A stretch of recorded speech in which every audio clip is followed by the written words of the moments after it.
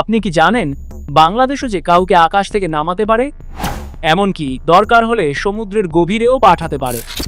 এটা কোনো মুভির ডায়লগ না, এটাই আমাদের বাংলাদেশ। আমাদের দেশে এমন কিছু ক্ষেপণাস্ত্র সিস্টেম আছে যেগুলো শত্রুকে 2 সেকেন্ডেই ছাই বানিয়ে দিতে পারে। অনেকেই ভাবে বাংলাদেশ হয়তো এখনো শুধু রাইফেলেই আটকে আছে, কিন্তু আজকের ভিডিও দেখে আপনি শিওর হবেন এটা আর 1971 সাল না। এখন আমরা শুধু প্রতিরক্ষা করি না, দরকার হলে পাল্টা আঘাত করতে জানি। চলুন দেখে নেওয়া যাক বাংলাদেশের মিসাইল সিস্টেম আসলে কতটা শক্তিশালী, কত দূর পর্যন্ত মারতে পারে। বাংলাদেশ এখন আর শুধু পদাতিক বাহিনী নির্ভর না, আমাদের আছে সেনাবাহিনী, নৌবাহিনী এবং বিমান বাহিনী। 3 বাহিনী একসাথে মডার্ন অস্ত্রে আপডেট হচ্ছে। বিশেষ করে মিসাইল সিস্টেম নিয়ে কাজ শুরু হয়েছে 2010 সালের পর থেকেই। সরকার ফোর্স গোল 2030 নামে একটি বিশাল পরিকল্পনা হাতে নিয়েছে, যার মাধ্যমে সেনাবাহিনীকে আধুনিক প্রযুক্তিতে সাজানো হচ্ছে।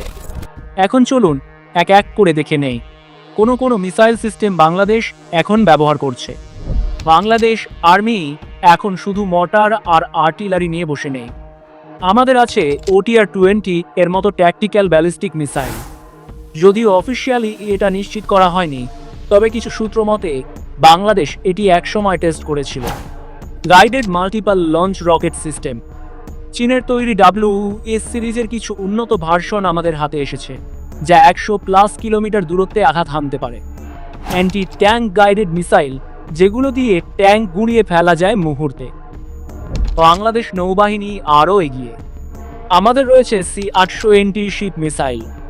এই চীনা মিসাইলটি 180 কিলোমিটার দূরে থাকা শত্রু জাহাজ ধ্বংস করতে পারে।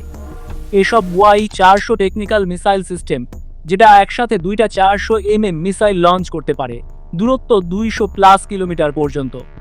বাংলাদেশে রয়েছে 2টি আধুনিক যুদ্ধ জাহাজ। এই ফ্রিগেটগুলোতে আছে মাল্টিরোল মিসাইল লঞ্চার, যা সমুদ্র ও আকাশ দুটোকেই কভার করতে পারে। এছাড়া নেভি এখন সাবমেরিনও ব্যবহার করছে, যার মাধ্যমে জলের নিচ থেকেও মিসাইল লঞ্চ করা সম্ভব। বিমান বাহিনীর কথায় আসলে তো আসল মজা শুরু হয়। বাংলাদেশ এয়ারফোর্স এখন ব্যবহার করছে এয়ার টু এয়ার মিসাইল। এইগুলো ব্যবহার হয় F-7, BGI এবং MiG-29 ফাইটার জেট থেকে। এগুলো 30 থেকে 70 কিমি দূরে থাকা শত্রু জেট ধ্বংস করতে পারে। বাংলাদেশের হাতে গ্রাউন্ড টু এয়ার মিসাইলও আছে, FM-90 সোয়াগ।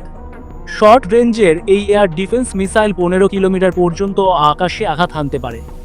এই মিসাইল সহজে বহনযোগ্য মিসাইল, যা হেলিকপ্টার আর ড্রোন ধ্বংসে বিশেষভাবে কার্যকর।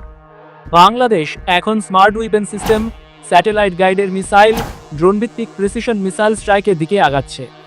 আর সবচেয়ে গুরুত্বপূর্ণ, বাংলাদেশ এখন নিজেরাই মিসাইল বানানোর পরিকল্পনা করছে।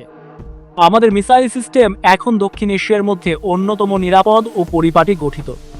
হতে পারে আমাদের কাছে এখনও আন্তঃমহাদেশীয় ক্ষেপণাস্ত্র নেই, তবে আমাদের আছে প্রতিরোধ করার সক্ষমতা। আর এটাই আসল শক্তি, কাউকে আক্রমণ নয়, বরং যে আমাদের আক্রমণ করবে তাকে দাঁত ভাঙা জবাব দেওয়া। অনেকেই বলে বাংলাদেশ তো দরিদ্র দেশ, এত মিসাইল দিয়ে কি হবে? তাদের জন্য ছোট্ট উত্তর, স্বাধীনতা রক্ষার জন্য দরিদ্রতাও শক্তি হতে পারে। 1971 সালে রাইফেল দিয়েই আমরা যুদ্ধ জিতেছি। আজ আমাদের হাতে টেকনোলজি আছে। বাংলাদেশ এখন নেতৃত্ব দিতে চায়, পিছিয়ে থাকতে নয়। বাংলাদেশ এখন এমন এক লেভেলে আছে যেখানে আকাশে চোখ তুলে তাকানোর আগে এই শত্রুকে মাটিতে নামিয়ে আনা যায়। আমাদের মিসাইল সিস্টেম এখন শুধু রক্ষা নয়, প্রতিরোধের প্রতীক। এই যাত্রা চলছে, আর সামনে আরও ভয়ঙ্কর কিছু আসছে ইনশাআল্লাহ। ভিডিও ভালো লাগলে একটা লাইক দাও, সাবস্ক্রাইব করো আর কমেন্টে লিখো বাংলাদেশ জিন্দাবাদ।